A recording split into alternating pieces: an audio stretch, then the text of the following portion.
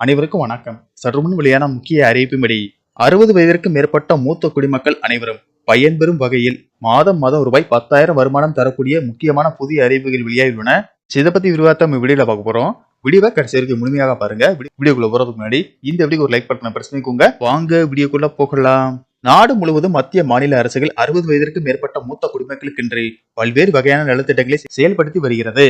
வங்கிகள், தபால் நிலையங்கள், ரேஷன் கடைகள், ரயில் பயணம், பேருந்து பயணம், கோவில்களில் சிறப்பு தரிசனம் செய்வதற்கும் சிறப்பு சலுகைகள் அறிவிக்கப்பட்டு வருகிறது.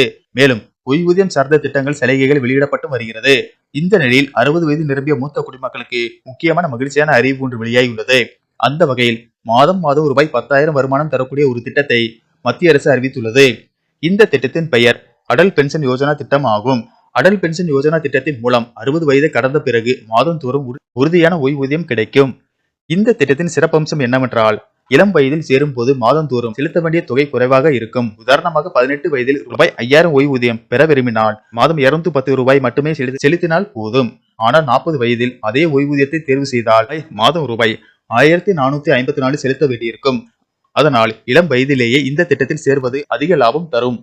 இந்த திட்டத்தின் கீழ் ஒரு நபருக்கு அதிகபட்சமாக மாதம் ரூபாய் 5,000 வரை ஓய்வூதியம் வழங்கப்படுகிறது.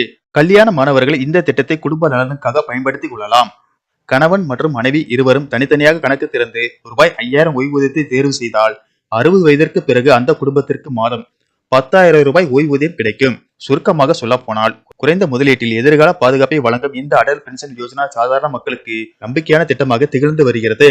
ஆனால் இந்த திட்டத்தில் சேர 18 முதல் 40 வயதுக்குள் இருக்க வேண்டும். இந்திய குடிமக்களாக இருப்பது கட்டாயம். மேலும் விண்ணப்பிப்பவர்களிடம் சேமிப்பு வங்கி கணக்கு அல்லது தபால் நிலைய கணக்கு இருக்க வேண்டும். எனினும் 2022ஆம் ஆண்டு அக்டோபர் 1ஆம் தேதி முதல் வருமான வரி செலுத்துபவர்கள் இந்த திட்டத்தில் புதிதாக சேர அனுமதி இல்லை என மத்திய அரசு அறிவித்துள்ளது.